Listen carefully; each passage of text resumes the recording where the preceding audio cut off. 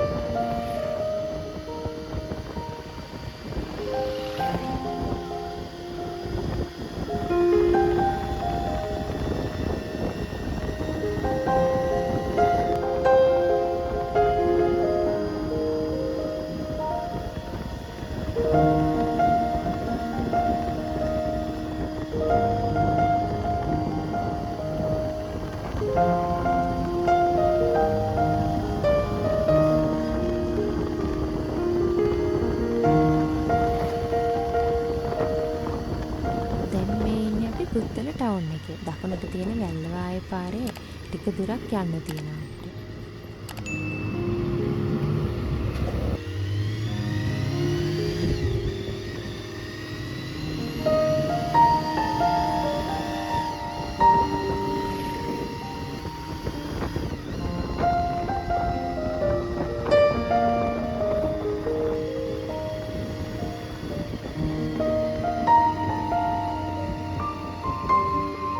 ඉස්සරහින් තියෙන දකුණට පාරෙන් හැරිලා කිලෝමීටර් 2ක් විතර ගියාට පස්සේ යුදගනාව පන්සල යුදගනාව ස්තූපය අපිට හමු වෙනවා.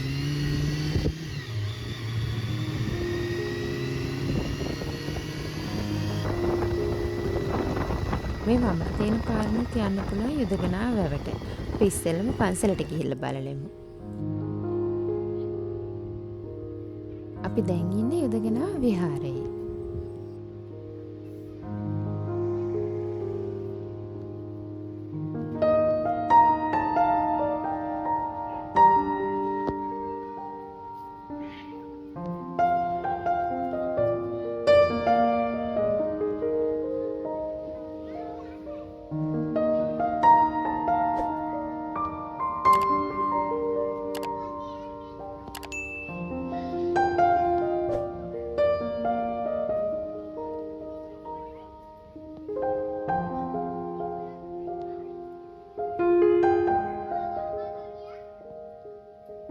මේ තමයි අපි ආව පාර. මේකේ දකුණු පැත්තේ තමයි තියෙන්නේ කලින් හිටපු යුදගනාව විහාරය. මේ වම් පැත්තේ පාරෙන් තමයි යන්න තියෙන්නේ යුදගනාව ස්තූපයට.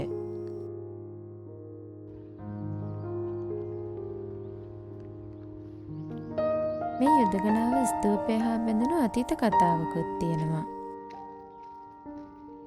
දුටුගැමුණු සහ සද්ධාතිස්ස සහෝදරයින් දෙපළ යුද වැදුණු ස්ථානය ලෙසත් මෙම ස්ථානයේ ඉතිහාසයේ සඳහන් වෙනවා. කාවන්තිස්ස රජතුමාගේ අභාවයත් සමග රජ වුණේ සද්ධාතිස්ස කුමාරයා. සද්ධාතිස්ස රජතුමාට එළාර රජ සමග රට පාලනය කළ නොහැකි බව වටහාගත් දුටුගැමුණු කුමාරයා මල්ලිගෙන් රජකමත් කඩොල් ඇතත් ඉල්ලා සිටියා. එයට සද්ධාතිස්ස රජතුමා නම් කැමති වුණේ නැහැ. රට ජාතිය ආගම වෙනුවෙන් යුද්ධ කිරීමට දුටුගැමුණු රජතුමාට සිද්ධ වුණා. මහානාග රජ සමයේ ඉදිකළ චූලාංගනී පිටියේදී පැවති යුද්ධයේදී ගැමුණු කුමාරයා පරාද වෙනවා. එහිදී ඔහු තිස්ස නම් ඇමති සහ දීඝතෝනිකා නම් වෙළඹ සමග පලා යනවා. ඉන්පසු කාලයාගේ වැයමෙන් සිදුවන දෙවන යුද්ධයේදී සද්ධාතිස්ස රජතුමා පරාද වෙලා පලා ගොස් සැඟවෙන්නේ දෙමටමල් විහාරයේ පන්සලේ ඇඳක් යට. ඉන්පස්සේ ස්වාමීන් වහන්සේලා සහ විහාර මහාදේවිය එක්ව මෙම සහෝදරයන් දෙපළ සමගි සමාදාන කළ බවත් සඳහන් වෙනවා. ඉන්පස්සේ මෙම සහෝදරයන් දෙපළ යුද වැදීමෙන් පවක් සිද්ධ වූවා නම් එයින් මිදීමට සහ එය සිහිවීම පිණිස මෙම දාගබ සාධන ලෙස ගැමුණු රජතුමා සද්ධාතිස්ස රජතුමාට පවරලා තියෙනවා. මෙම ස්තූපයේ පාදම අඩි 1038ක් සහ උස අඩි 95ක් වෙනවා. පොළොන්නරු යුගයේ මහා පරාක්‍රමබාහු රජතුමා තම මෑණියන් වන රත්නාවලී දේවිය සිහි කරලා ප්‍රතිසංස්කරණ කටයුතු සිදු කළාට පස්සේ මෙම දාගැබ 1979 දී පුරාවිද්‍යා දෙපාර්තමේන්තුවට අරගෙන කොටසින් කොටස ප්‍රතිසංස්කරණ කටයුතු මේ වන විට සිදු වෙනවා. දැනට ලංකාවේ 3 වෙනියට විශාල දාගැබ ලෙසත් මෙම දාගැබ සඳහන් වෙනවා. මෙහි ඉදිකර තිබෙන පැරණි විහාර මන්දිරය මහනුවර යුගයට අයත් බවත් සඳහන් වෙනවා. ඇතුළු මන්දිරය නිර්මාණය කරන ලද බුද්ධ රූප සහ සියලුම දේව රූප මහනුවර යුගයට අයත් බවද සඳහන් වෙනවා.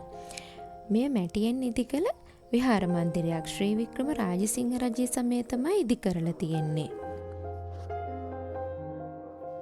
දුටුගැමුණු රජතුමා අසනීප වීමත් සමග රජුගේ අවසාන සමයේ සද්ධාතිස්ස රජතුමාට රුවන්වැලි මහා සෑයේ වැඩ නිම කරන ලෙස පැවසුවත් දුටුගැමුණු රජුගේ අභාවයට ලංවන විට සද්ධාතිස්ස රජතුමාට මහා සෑයේ වැඩ කර ගැනීමට නොහැකි වෙලා තියෙනවා. ඒ නිසා සුදුරෙදි වලින් ආවරණය කරන ලද බවත් තමන්ගේ අයියාට ඔහුගේ අභාවයෙන් පසු වුණ පොරොන්දුව ඉටු කළ යුතු නිසා සද්ධාතිස්ස රජතුමා රුවන්වැලි මහා සෑයේ වැඩ නිම කළ බවත් සඳහන් වෙනවා.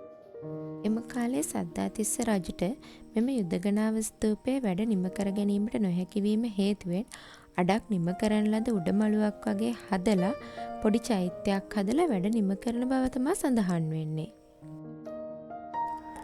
දුටුගැමුණු රජතුමා එළාර රජු සමග යුද්ධයට යාමට මෙම ස්ථානයේ යුද පුහුණුවීම් කටයුතු සිදු කළ බවත් එම යුද අංගනය අද යුදගනාව වූ බවත් සඳහන් වෙනවා. මෙම ස්ථානයේ පවතින කඩුගෑ ගල යුද පුහුණුවීම් කටයුතුවලදී කඩු මුවහත් කිරීම සඳහා යොදාගත් බවද සඳහන් වෙනවා. බෝධීන් වහන්සේ අභියස නිශ්ශංකමාල රජතුමා මෙම ස්ථානයට පැමිණි බවට සෙල්ලිපියක් තියෙනවා. මේ තමයි ඒ තියෙන සෙල්ලිපිය. මහානාග රජ සමයේ සිට ශ්‍රී වික්‍රම රාජසිංහ රජ සමය දක්වා රජවරු පැමිණ වන්දනාමාන කරන ලද සංවර්ධන කටයුතු සිදු කරන ලද ඓතිහාසික විහාරයක් මේ.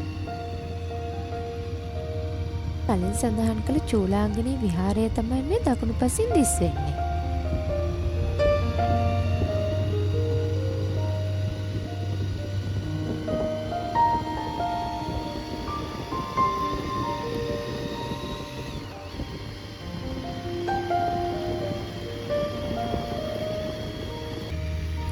අපි දැන් මේ යන්නේ යුදගනාව වැව බලන්න.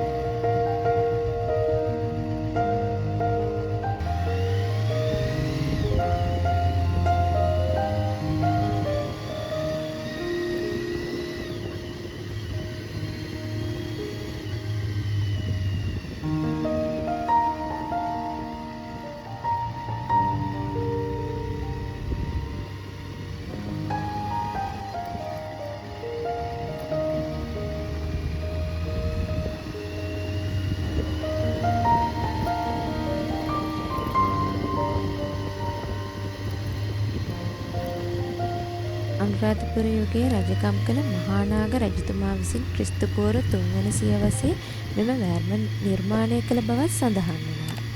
වර්තමානයේ කුඹුරු අක්කර 500කට පමණ මෙම යුදගනාව වැවේ වැව දියවර දියදහර සපයනවා. හෙළ වාරි කර්මාන්තයට නිර්දයදහර සැපයූ යුදගනාව වැව එකල ස්තූපය නිර්මාණයට ගඩොල් සඳහා පස් ලබාගත් ආවාටය පසු කාලයකදී යුදගනාව වැව වූවායයි ජනප්‍රවාදයේ සඳහන් වෙනවා. තවද මෙම ස්ථානයේ නයි පෙන 7ක නයි මූර්තියක්ද වැවේ ආරක්ෂාව සඳහා තිබෙන බවද සඳහන් වෙනවා. එනම් ඉතින් වීඩියෝ එක බලපු හැමෝටම ගොඩක් ස්තුතියි. අද දවසේ අපි සමුගෙන යන්නයි හදන්නේ. අපි ආයෙත් මොණරාගල දිස්ත්‍රික්කයේම තියෙන තවත් ඓතිහාසික ස්ථානයකින්